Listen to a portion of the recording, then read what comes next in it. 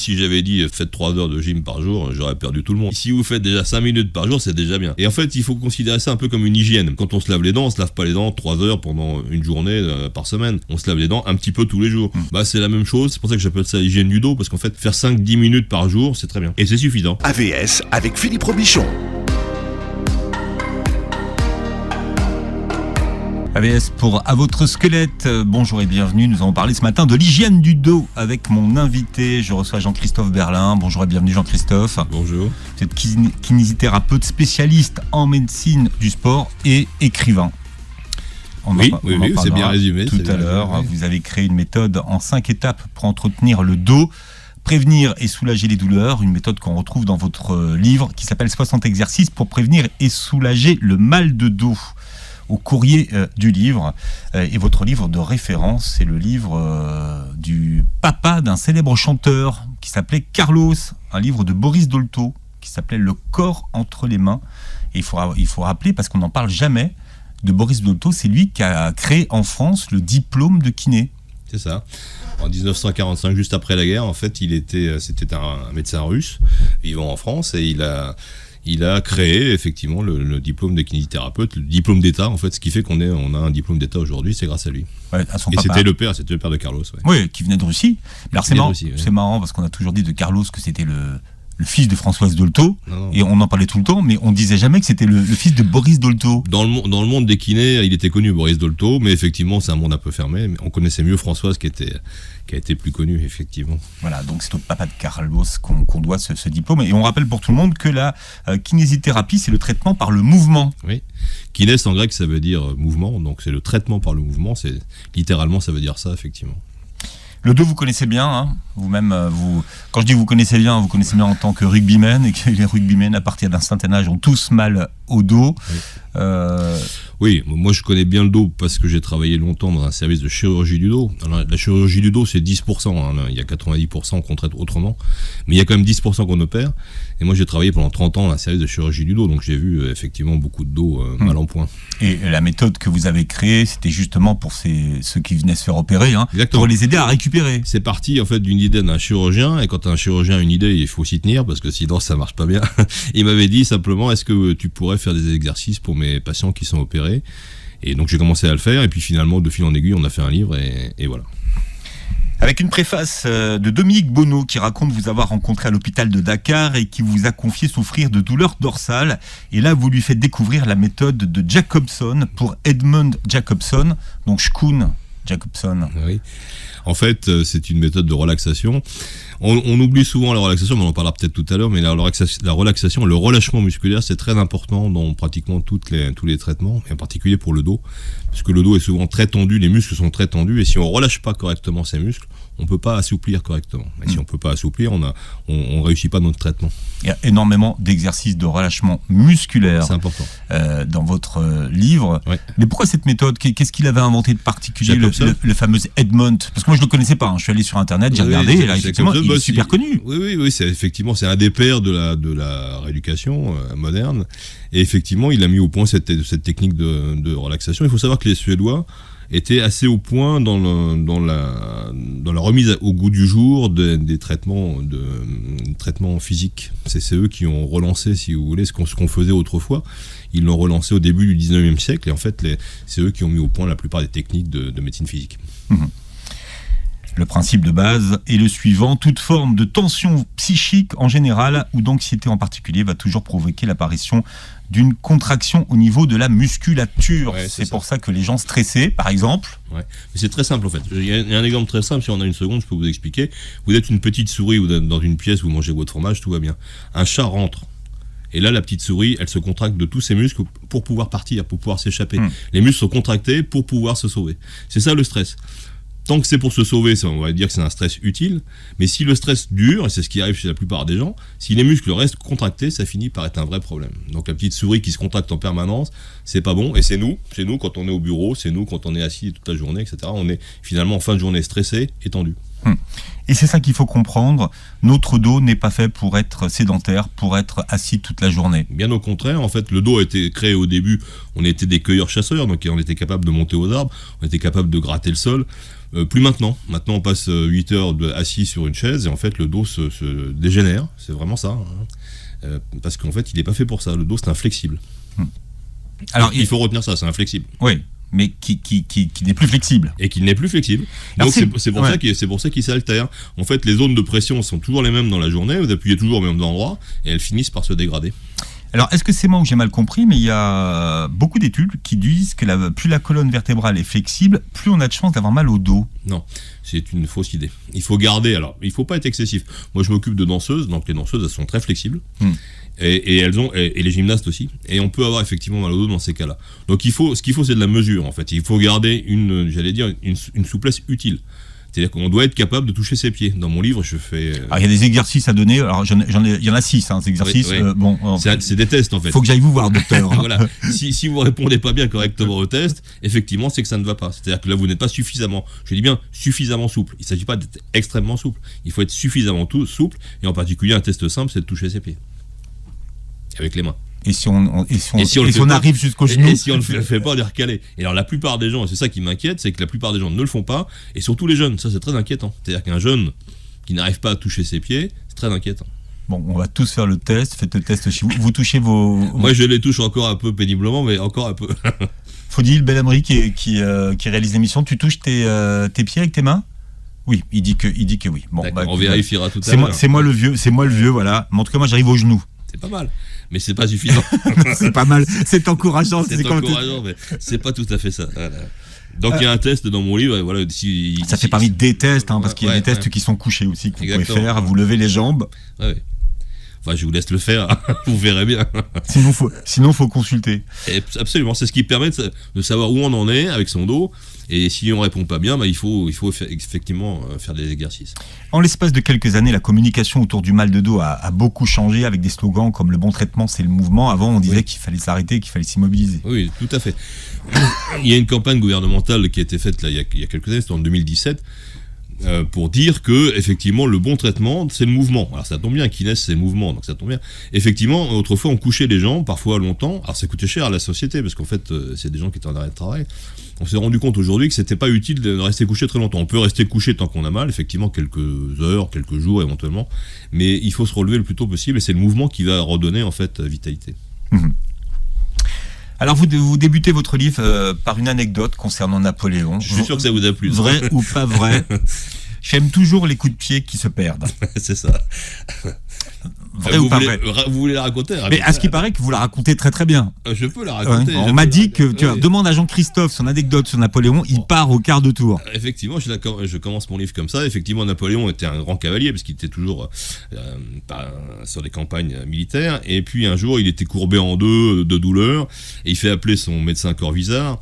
Il croyait pas beaucoup à la médecine, mais il disait je crois pas à la médecine, mais je crois en Corvisart. C'était son médecin favori. Et il était donc courbé en deux, ce pauvre Napoléon. Donc Corvisart lui dit sire, appuyez-vous sur une chaise et présentez-moi vos fesses.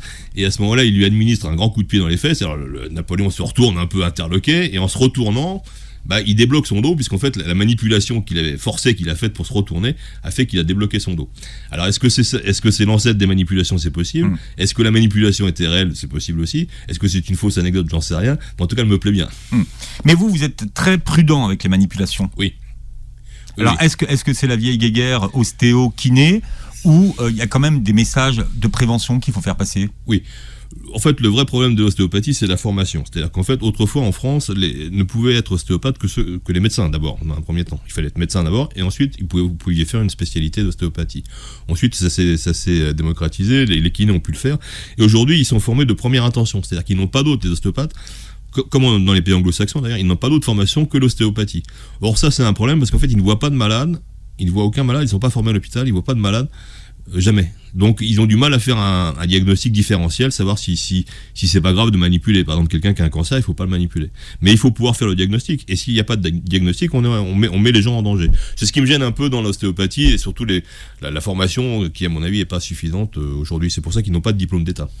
Donc avant d'aller voir un ostéopathe, conseil, vérifier le diagnostic et écarter toutes les causes. Voyez un médecin d'abord et après effectivement.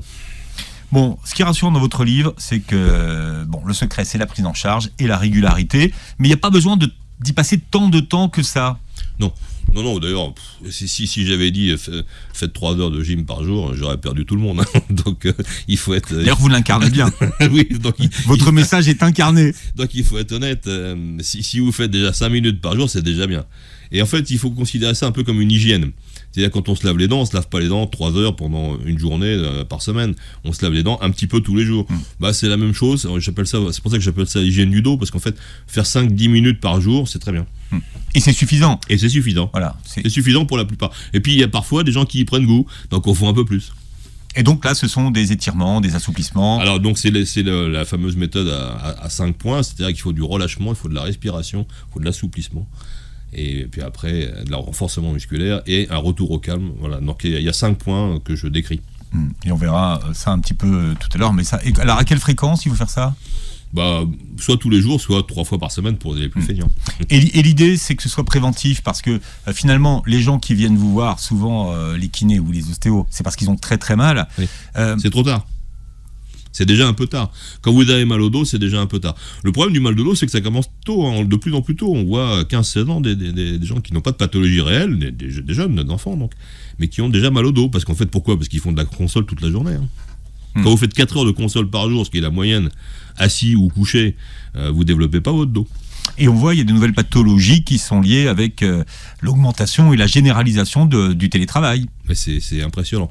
En 1980, il y a une étude de cardiologie qui a été faite récemment. On s'est rendu compte que si on compare un enfant de 18 ans aujourd'hui par rapport à un enfant de 1980, donc il y a 40 ans, il a perdu un quart de son cœur. Vous lui enlevez un quart du cœur. C'est-à-dire qu'il y a 3... c'est très impressionnant. Mais vous dire en taille ? Oui, en capacité. En capacité. C'est-à-dire qu'aujourd'hui, vu le peu, c'est pas moi qui le dis, hein, c'est la Fédération française de cardiologie, vu le peu d'activité physique qu'ont les jeunes, ils ont perdu un quart de leur capacité par rapport à un jeune de 1980. C'est-à-dire moi. Et vous aussi. Oui, c'est vrai. On a la même jeunesse, le même parcours voilà, au rugby. Voilà. Et vous, l'exemple que vous prenez, par exemple, en termes de capacité, c'est Bernard Hinault. Oui. Dans votre livre. Oui. De mémoire. Hein, parce qu'il avait 40 pulsations minutes pour un cœur. La fréquence normale, c'est 70, donc presque la moitié.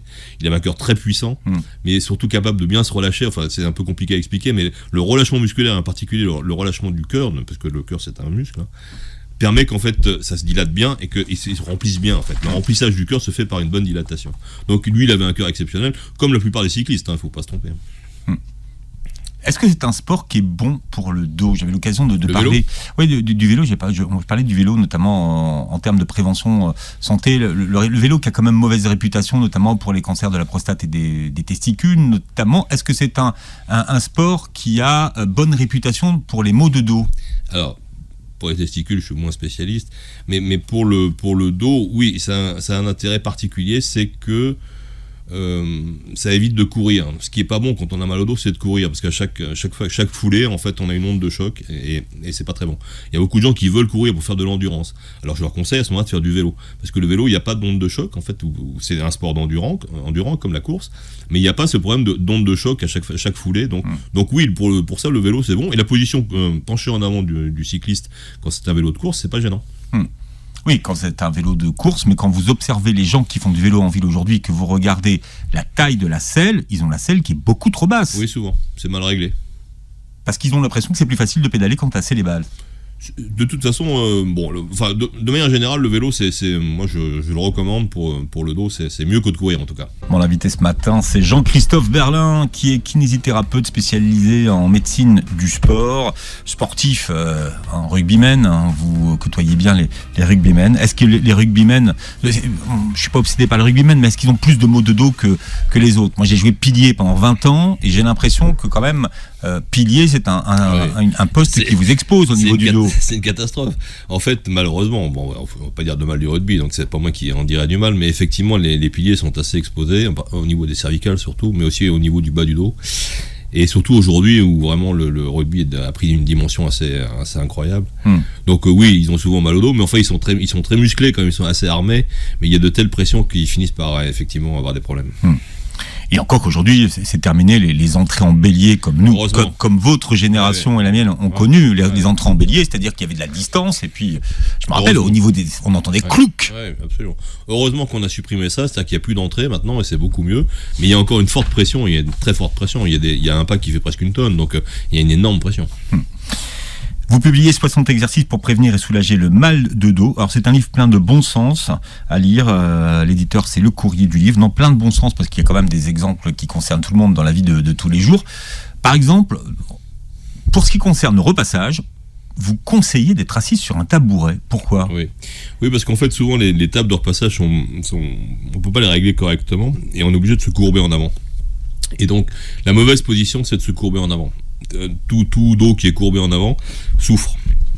Donc il vaut mieux s'asseoir sur un tabouret de bar. Alors pas s'asseoir trop bas non plus, parce que la position assise... Non, donc le tabouret, c'est un tabouret un peu haut, juste pour en fait soulager le dos et s'aider de ses jambes en fait, parce que quand on est un peu assis, on appuie sur les jambes et sur le dos en même temps et on soulage, on enlève 30% un peu de la pression sur le dos.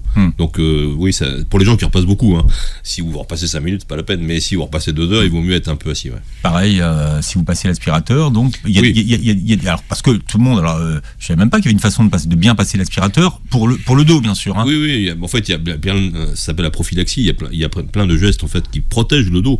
Et c'est surtout en entreprise, en vérité. Bon, là, je donne des conseils pour les gens à la maison, mais en entreprise, il y a beaucoup de gestes. Les gens qui déménagent, un déménageur, forcément, s'il ne sait pas porter, c'est une catastrophe. Il va durer 15 jours.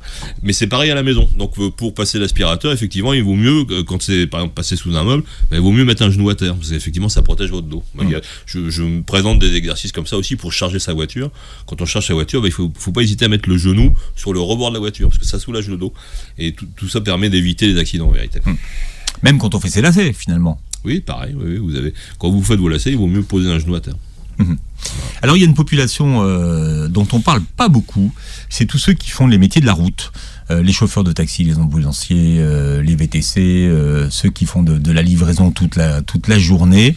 Ce sont des populations qui sont assises toute la journée et qui finalement finissent par développer des pathologies du dos. Oui, c'est les plus exposés. En fait, on a fait une classification et ceux qui sont le plus exposés, c'est les chauffeurs de taxi ou les chauffeurs routiers, parce qu'effectivement, non seulement ils sont assis toute la journée, mais en fait ils sont assis dans une position de relâchement, ce qui fait que leurs muscles ne travaillent plus du tout en fait, en vérité, et il n'y a que les vertèbres qui servent d'amortisseurs et ça finit par en fait être une catastrophe. Donc ce sont les plus exposés.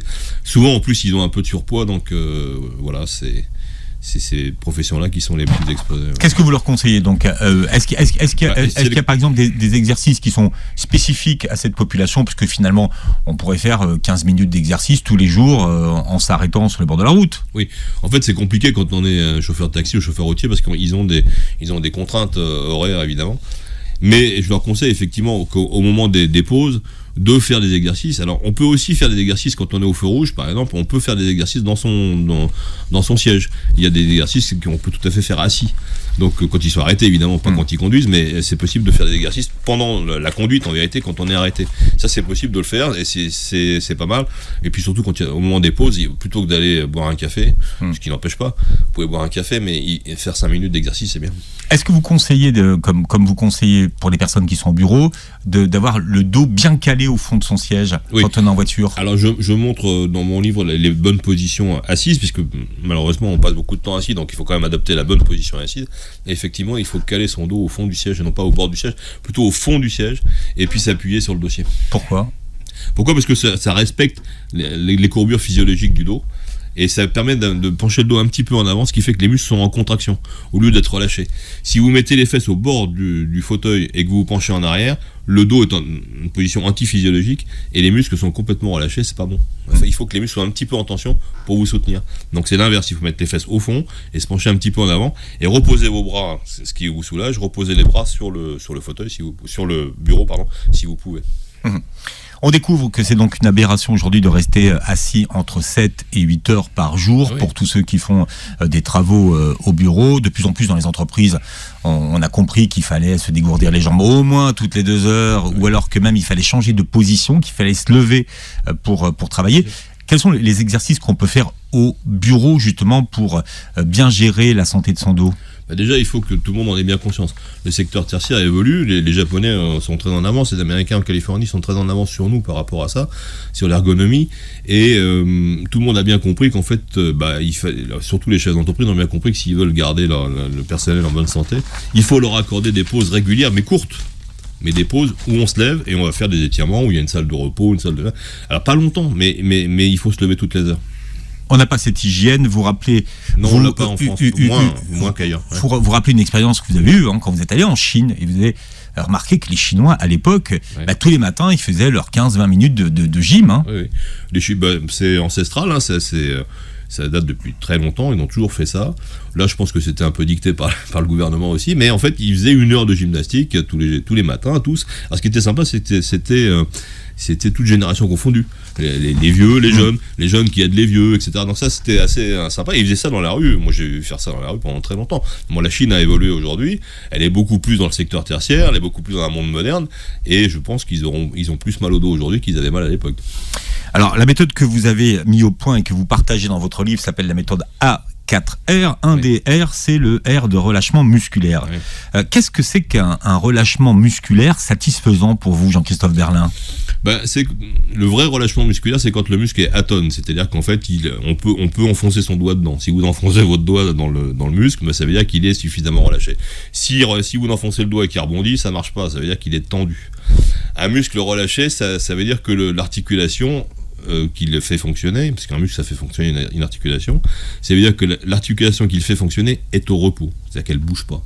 Donc la première chose pour avoir un bon relâchement musculaire, c'est qu'il faut être immobile. C'est très important d'être immobile et dans une position de confort total. Et là, à ce moment-là, vous pouvez relâcher vos muscles correctement et déjà prendre conscience de la contraction du muscle, savoir que votre muscle est contracté parce qu'on ne se rend pas compte en fait. Toute la journée, on a les épaules haussées sans s'en rendre compte.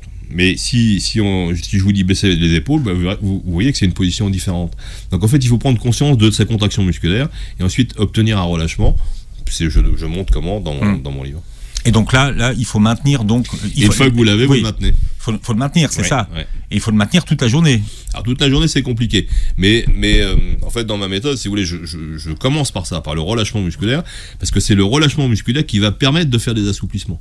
Si vous voulez faire des assouplissements sur un muscle qui est tendu, ça marche pas, c'est pas possible. Il faut que le muscle soit relâché d'abord, pour pouvoir s'assouplir ensuite. Alors un exemple de méthode que vous utilisez pour obtenir un bon relâchement musculaire. Voilà, les épaules, c'est ce qu'il y a de plus simple à comprendre. Vous haussez les épaules vers les oreilles, donc là les trapèzes sont contractés. Voilà. Ensuite vous les baissez complètement et là ils sont relâchés.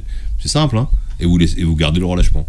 D'accord. Voilà. Ouais, celui-là, il est facile à... C'est assez simple. Ouais. Mais on peut le faire pour tous les muscles du dos. Donc là, je ne peux pas vous le montrer parce que ça se fait allonger, mais par exemple, quand vous êtes allongé sur le dos, vous enfoncez la tête dans le sol, ça contracte les muscles, et ensuite vous relâchez. Et vous gardez le relâchement. Est-ce qu'il y a une bonne méthode pour étirer ces muscles ? Alors donc une fois que c'est relâché, on passe aux assouplissements. Donc là on a fait le relâchement musculaire et c'est important. Ensuite l'assouplissement, l'assouplissement ça se fait progressivement, c'est-à-dire qu'on ne tire pas d'un coup sec sur son muscle au risque de le détériorer. Donc en fait ça se fait lentement, ça se fait progressivement et ça se fait dans la durée. C'est-à-dire qu'on doit rester longtemps dans la position d'étirement. Si vous voulez toucher vos pieds, vous mettez vos mains en direction des pieds, vous y allez progressivement et vous restez en position longtemps, c'est-à-dire 20-30 secondes. Il faut rester longtemps dans la position sans à-coup. Et le relâchement se fait progressivement. Ensuite, vous remontez, puis vous recommencez. Il faut recommencer plusieurs fois. En théorie, plus on le fait, plus c'est facile. Oui, et alors, c'est porteur d'espoir parce qu'en fait, vous avez des mamies extraordinaires qui, à 80 ans, font le grand écart, donc c'est possible. Il ne faut pas croire qu'avec l'âge, qu'avec la sédentarité, on reste toujours raide. C'est pas vrai, on peut s'assouplir à tout moment de la vie, et quel que soit notre état. On n'est pas ou soit souple ou soit raide. Non, c'est pas vrai. Oui, il y a quand même des prédispositions, mais en tout cas, on n'est pas condamné. On n'est pas condamné. Ça se travaille. Ça se travaille. Et quel que soit l'âge. Et quel que soit l'âge, oui. Et quel que soit votre forme aussi, votre état de forme. Il y a des gens qui disent « Ah, mais moi, je n'ai jamais fait de gym. » Justement, vous n'avez jamais fait de gym, allez-y. C'est le moment. C'est le moment. Quel lien y a-t-il entre le R de respiration et le dos ? Alors, le R de respiration, ça permet en fait d'oxygéner. C'est-à-dire que la plupart des gens ne savent pas très bien respirer. Donc, le yoga nous apprend comment respirer, par exemple. Il y a toutes sortes de façons de respirer. Mais plus vous respirez correctement, plus vous oxygénez vos muscles, en fait, plus ils sont en bonne santé. Donc, respirer, c'est oxygéner. Il faut comprendre ça. Donc, un muscle bien oxygéné, c'est un muscle qui va bien fonctionner. Le muscle fonctionne avec de l'oxygène et du sucre. Je vous dis pas de manger du sucre, mais c'est comme ça que ça fonctionne. Donc, il faut bien respirer, apprendre à bien respirer avec son ventre de façon ample, utiliser tous les mouvements de la respiration, c'est-à-dire l'écartement des côtes, la montée du thorax, etc. Donc, respirer avec son ventre, alors que les gens ont l'impression de respirer avec leurs poumons. Oui, mais en fait... Ça s'apprend. Ça s'apprend. Oui, ça s'apprend à respirer avec le ventre. Oui, ça s'apprend, parce qu'en fait, quand vous gonflez le ventre, vous laissez de la place au diaphragme qui descend, et il aura plus de place pour étirer les poumons. Donc ça, c'est les choses des exercices qui, là aussi, s'apprennent. Et petit à petit, la respiration descend. C'est ce qu'on apprend aussi dans certaines écoles de journalisme. De journalisme, de la musique, des orateurs, les chanteurs, bien sûr. Oui. Puisqu'on apprend à placer sa voix et justement à respirer avec le ventre. Quels sont les bons muscles pour avoir un bon dos ? Est-ce qu'il faut avoir beaucoup de muscles ? Alors, on parle beaucoup des abdominaux, ça m'agace un peu. On parle beaucoup du psoas. C'est très la mode, ouais. Ouais. On parle beaucoup du psoas aussi aujourd'hui, qui est un muscle un peu particulier. Il faut comprendre que les muscles du dos, c'est les muscles du dos. C'est-à-dire qu'en fait, les muscles qui sont dans votre dos, ceux qui vous soutiennent, en fait, sont dans votre dos. Donc, ce sont ces muscles-là qu'il faut travailler en priorité. Et ce sont des muscles profonds qui vous permettent, ce sont des muscles érecteurs. Je vais peut-être vous amuser, mais ça vous permet de vous tenir droit.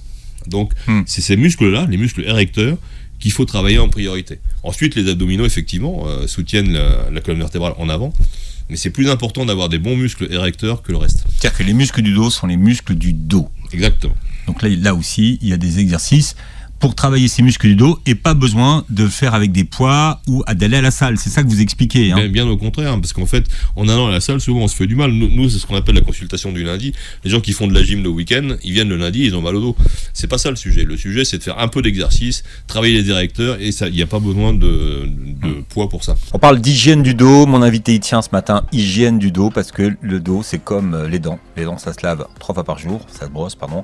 Eh bien, le dos, une fois 15 minutes tous les 2 jours, hein, c'est pas mal. En tout cas, faites vos exercices, ça vous permet. Il n'y a pas besoin non plus, parce qu'on parle de sédentarité. Quand les gens, on leur dit il faut lutter contre la sédentarité, ils s'imaginent qu'il faut qu'ils aillent à la salle 3 fois par semaine. Non. En fait, la salle, c'est un lieu de rencontre et un défouloir. Mais c'est très bien, j'ai rien contre ça. Mais il ne faut pas s'attendre à ce que le dos soit stimulé dans une salle de gym. On n'y va pas pour ça. On y va plutôt pour être beau, en vérité. Et c'est pas le sujet. Non. Là, on est en train de parler de prévention. C'est ça. Voilà, prévention des maux de dos. Pourquoi le dos, ça fait si mal ? En fait, il y a au milieu de la colonne vertébrale coule une rivière, si je puis dire, qui est la moelle épinière. En fait, la moelle épinière, c'est quelque chose de très important, de laquelle émergent les nerfs, et en particulier les nerfs sciatiques que tout le monde connaît bien. Et lorsque le nerf est irrité à la sortie d'une vertèbre, ça fait très très mal. Et ça peut même être paralysant, ça peut être une urgence chirurgicale. Donc c'est une des raisons pour lesquelles le dos peut être tellement douloureux. Très hein. douloureux. Ça s'apparente au moins à mal de dents au niveau de la douleur. Oui, c'est tout à fait comparable, puisqu'en fait le nerf d'une dent est tout à fait comparable au nerf sciatique, par exemple.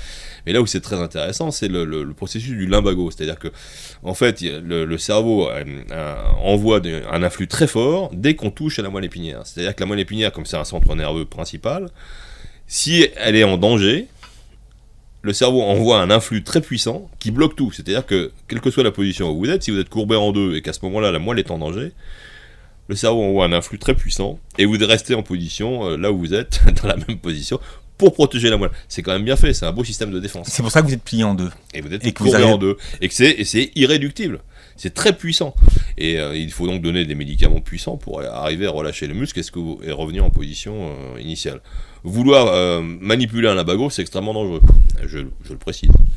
C'est-à-dire que vouloir faire une manipulation sur quelqu'un qui est coincé, c'est quand même très dangereux. On va à l'encontre des signaux de défense et il faut éviter de le faire. Vous allez à l'encontre de tout ce qu'on nous dit tout le temps. Et moi, je vais vous dire que la plupart des gens que je vois qui sont dans la situation que vous décrivez, ils veulent aller se faire manipuler pour être dépliés le lendemain. Juste après la manipulation. Voilà. Ça peut se comprendre parce que c'est quand même très douloureux et puis la position est très inconfortable. Mais vous dites que non. Mais non, faire une manipulation vertébrale ou une manipulation d'ostéopathie là-dessus, c'est très dangereux. Et le traitement, c'est de donner vraiment des médicaments puissants, des injections qui permettent de relâcher les muscles, en fait. C'est ça le traitement. Il n'y a pas de débat là-dessus. Il n'y a aucun débat. Tout le monde est d'accord, sauf les ostéopathes. Mais non, il n'y a pas de débat. C'est pour ça que je vous dis que ça serait intéressant d'avoir cette discussion. Oui, on peut l'avoir, bien sûr. Mais enfin, la faculté, là, par rapport à ça, est très claire. On parlait de renforcement musculaire tout à l'heure. Vous expliquez très bien dans votre livre que vous préférez ce que vous appelez le travail en chaîne musculaire, c'est-à-dire ? Oui. En fait, vouloir travailler un muscle tout seul, par exemple travailler son biceps, ça permet de le gonfler et d'avoir du volume, mais ça n'a pas d'intérêt particulier, puisque au niveau du dos en particulier, les muscles travaillent en chaîne, c'est-à-dire que les muscles du bas du dos peuvent pas se contracter tout seuls. Quand vous contractez le bas du dos, vous contractez le haut jusqu'à la nuque, donc c'est un travail en chaîne musculaire. C'est pas moi qui ai décrit cette méthode, c'est Madame Mézières, qui était une kinésithérapeute connue, et qui a décrit cette technique de travail en chaîne, c'est-à-dire qu'on travaille en fait de la pointe des pieds jusqu'à la tête, on fait travailler les muscles en chaîne, tous les uns avec les autres, puisqu'en fait c'est comme ça qu'ils fonctionnent dans la vraie vie, si je puis dire. C'est-à-dire que c'est comme ça que ça marche. C'est pas un muscle tout seul. Un muscle tout seul, il se contracte jamais. Dans la vraie vie, tous les muscles se contractent ensemble, et c'est une espèce de symbiose, d'harmonie, et Madame Mézières a eu le mérite de raconter ça très bien. Pierre, je rappelle que vous proposez votre méthode A4R en pratique dans votre livre. Il y a 60 exercices pour tous ceux qui veulent avoir un visage jeune. Vous proposez des exercices de relâchement du visage. Oui, parce qu'en fait, c'est sur le visage. Alors. Et du coup, oui. ça c'est super intéressant. Ouais. Pourquoi, qu'est-ce qu'il y a sur le visage ? J'allais dire que c'est sur le visage qu'on voit les rictus. C'est-à-dire quelqu'un qui est tordu, stressé, ça se voit sur son visage. Si vous commencez par détendre le visage, vous avez une chance de détendre le reste. D'accord. Donc ça c'est plutôt facile à faire, je vous le dis tout de suite. Plus ou moins, c'est les gens qui sont très tendus, ils ont beaucoup de mal à se détendre. Je voudrais parler d'un autre Jean-Christophe Berlin, le romancier, qui a publié un roman qui s'appelle Babacar a disparu aux éditions Sémaphore. Alors un roman où vous avez juste changé les noms et gardé des vrais noms d'ailleurs. J'ai heureusement changé quelques noms parce que il y a des personnes connues à l'intérieur. Je voulais la journaliste du Monde. Je me suis demandé qui était la journaliste du Monde. Je suis sûr que ça vous interpelle, mais au moins c'est amusant, ça donne une raison de le lire parce qu'en fait effectivement est-ce que c'est Christine Fauvé-Missia ? Il y a des gens un peu connus là-dedans, mais je les cite pas évidemment. Oui, non, c'est une histoire vécue, c'est une histoire vraie, une histoire qui m'a touché. Je vous remercie d'en parler parce que c'est un peu confidentiel, bien entendu. C'est pas un livre. Non, c'est pas confidentiel. C'est un livre touchant. Ça raconte l'histoire du jeune coopérant que vous avez été, oui. Envoyé à Dakar pour être le chef de service finalement de 8 kinés. Alors c'était quel hôpital à Dakar ? C'est l'hôpital principal de Dakar qui existe toujours, qui est un grand hôpital qui à l'époque était un hôpital militaire français, qui maintenant est un hôpital sénégalais. Et ce livre raconte mon attachement à l'Afrique. Ouais. Vous êtes Pierre Limbert qui arrive en Afrique à un moment donné où il fait un taux d'humidité à désespérer tout le monde. Et à ce moment-là, vous dites que finalement, l'Afrique, ça ne s'explique pas, ça se vit et ça se ressent. Oui, c'est tout à fait ça. Vouloir expliquer l'Afrique, ça serait prétentieux. C'est bien de la vivre en fait. Alors, évidemment, il est médecin, mais il aime le sport. Il intègre vraiment l'équipe de rugby nationale du Sénégal ? Écoutez... Ou ça, c'est de la fiction ? C'est pas de la fiction. J'ai eu cette chance-là. C'était pas très difficile, en vérité. Et je les ai revus il y a peu de temps, parce qu'en fait, ils sont venus... L'équipe nationale du Sénégal est venue en France, à Aix-en-Provence, là, en septembre dernier, pour jouer les qualifications de la future Coupe du Monde. Et j'ai eu beaucoup de plaisir de les revoir. Oui, vous étiez pistonné par le président. De l'époque. Je ne dirais rien, mais je connaissais le président Abdou Diouf. Oui, c'est pour ça. C'est pas pour ça, je crois pas. Pourquoi il n'a pas passé un petit coup de téléphone en disant on a un jeune. J'aime beaucoup Abdou Diouf et s'il m'entend, je le salue. Bon, celle pour qui vous n'avez pas changé le nom, puisqu'elle a vraiment été médaille d'or du premier 400 mètres haies féminin de l'histoire des Jeux Olympiques à Los Angeles en 1984, c'est El Moutawakil. Formidable athlète. Nawal, que vous rencontrez à Dakar. Oui, dans des circonstances un peu particulières que je vous laisse découvrir. Et on était dans un dîner et je l'avais pas reconnue parce qu'en fait, bon, voilà. Et puis elle m'a raconté son histoire et en particulier, donc, qu'elle avait couru en short, évidemment, on court pas voilé, et qu'elle avait reçu des menaces de mort pendant plusieurs années après à cause de ça. Voilà. Et lui, pendant ce temps-là, il lui raconte la naissance du rugby. Elle lui demande, mais pourquoi le ballon est ovale au rugby ? Exactement. C'était un échange un peu drôle. C'était surréaliste. Ouais, c'était un peu surréaliste, mais c'était sympa. Ouais. Souvenir que vous en gardez. Vous l'avez revu après ? Non. Alors, il enseigne, il fait ses débuts d'enseignant de kiné à Dakar. Et à la bibliothèque de l'hôpital de Dakar, il découvre un livre de Flaubert et de Georges Sand. Alors ça, c'est vrai, ce livre de correspondance ? Ah oui, l'anecdote est vraie ? Bien sûr, tout est vrai, oui. J'adore en plus Flaubert et Georges Sand. Et de trouver ça à Dakar, dans une bibliothèque un peu vermoulue, je trouvais ça un peu décalé. Et le verre était moulu. Et donc le verre était moulu parce qu'effectivement il y avait un petit trou qui poinçonnait chaque page et c'était un petit verre qui s'était immiscé dans le livre, donc je trouvais ça amusant. Alors, très vite, vous faites une réputation. Hein. Vous êtes le docteur qui soigne les gens, qui répare les gens, hein, Ouais. d'une certaine façon. Et on vient vous voir pour réparer les gens qui en ont besoin, hein, de partout, hein, de toute l'Afrique de l'Ouest. Là. Oui, parce que c'était un hôpital très important, il n'y avait pas d'équivalent en Afrique de l'Ouest, c'était un très gros hôpital. Et en fait, les gens venaient de très loin. Alors, j'ai soigné des enfants, j'ai soigné des nomades, j'ai soigné toutes sortes de personnes qui venaient de loin, effectivement, qui faisaient la queue. Et c'était assez émouvant parce qu'en fait, les gens faisaient la queue dehors devant l'hôpital, il y avait parfois 1 kilomètre de queue, les gens dormaient sur place pour avoir une place pour rentrer. Oui, c'était incroyable. Oui, c'est incroyable. Alors, un jour, alors il est en déplacement à ce moment-là, il est chargé de réparer la jambe d'un jeune qui s'appelle Babacar, qui s'est cassé la jambe. Et là, c'est une rencontre qui se passe. Babacar, c'est un moulin à paroles. Oui, c'était un petit garçon que j'ai beaucoup aimé en Casamance, donc dans le sud du Sénégal. Et on fait cette rencontre et puis on devient amis, j'arrive à le soigner et puis à un moment il disparaît, donc c'est le thème du livre en fait, Babacar a disparu. Et on ne sait pas pourquoi en fait. Là, je crois qu'on ne peut plus avancer, non, on ne sait pas pourquoi. Il y a des hypothèses. Bon, il y a des hypothèses. L'histoire se passe en 84, 85, en tout cas au milieu des années 80, et lui il ne se satisfait pas de la disparition du gamin. Non, parce que ça pose question, si vous voulez. C'est pourquoi soigner des gens s'ils disparaissent. C'est ça l'idée, en fait. Si on soigne des gens, c'est pour améliorer leur vie, et c'est pas pour qu'ils ne puissent les voir, quoi. Et c'est ce qui m'a touché, et c'est ce qui fait réfléchir sur notre rôle, en particulier à ce moment-là, notre rôle de soignant en Afrique. Est-ce qu'on a été réellement utile ou pas ? Lui, il vous pose la question. Il vous pose une question qui vous désarçonne. D'ailleurs, il vous demande ce que vous faites là. Exactement. Il vous dit, mais il n'y a pas des enfants qui sont malades dans ton pays ? Exactement, c'est un peu désarçonnant. Effectivement, je pouvais me poser la question de savoir qu'est-ce que je faisais là. Je lui dis non, je lui réponds, non, voilà, je suis là pour toi parce que j'ai envie de ça. Vous avez essayé d'en savoir plus sur ce qui était devenu Babacar ? Non, parce que c'est impossible, et puis que ça doit rester le mystère de l'Afrique. L'Afrique a ses mystères, a son mode de fonctionnement, qui parfois est un peu surprenant pour ceux qui n'en font pas partie, et c'est de le respecter que de ne pas chercher. D'ailleurs, il va chez Babacar, il pose des questions, il demande où il est passé, qu'est-ce qu'on lui répond ? On lui répond qu'il est parti en famille, et qu'on ne sait pas où il est. Et lui, il n'achète pas l'histoire. Voilà. Vous êtes retourné en Afrique après ? Oui, bien sûr, je suis retourné avec plaisir. Et malheureusement, le Sénégal va pas très bien en ce moment, mais je suis toujours très attaché à ce pays.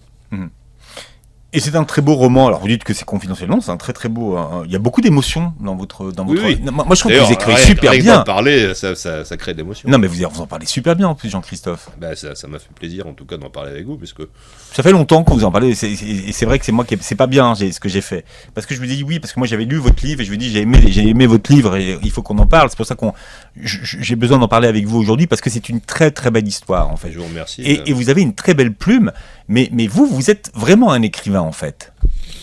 Je sais pas ce que c'est qu'être un écrivain. Moi, j'ai écrit beaucoup de livres techniques. Celui-là, c'est plus personnel, effectivement. Vous avez écrit combien de livres à peu près ? Vous avez au moins 15 une vingtaine. Ouais. J'ai écrit une vingtaine, mais j'ai écrit que 2 romans. Ceci étant, je crois que quand on parle sincèrement, c'est plus facile. Oui, mais on voit, voilà, ça coule. Très belle histoire, donc, Babacar a disparu, le roman de Jean-Christophe Berlin, audition, Le Sémaphore. Merci. Voilà. Et puis pour tous ceux qui veulent prévenir les maux de leur dos, 60 exercices pour prévenir et soulager le mal de dos, quel que soit votre âge, ça se fait partout, ça se fait à la maison, ça se fait au bureau, ça se fait en dehors de la voiture. L'éditeur, c'est Le Courrier du Livre. Vous réécouterez cette émission en podcast sur beurrefm.net et vous verrez la vidéo sur la chaîne YouTube de Beurre FM. Je vois Faudil qui rigole. Oui, parce qu'il faut dire que vous réécouterez aussi l'émission sur toutes les plateformes qui partagent les podcasts des émissions de Beurre FM. Formidable. Merci à vous d'avoir été avec nous ce matin et très belle journée santé sur Beurre FM.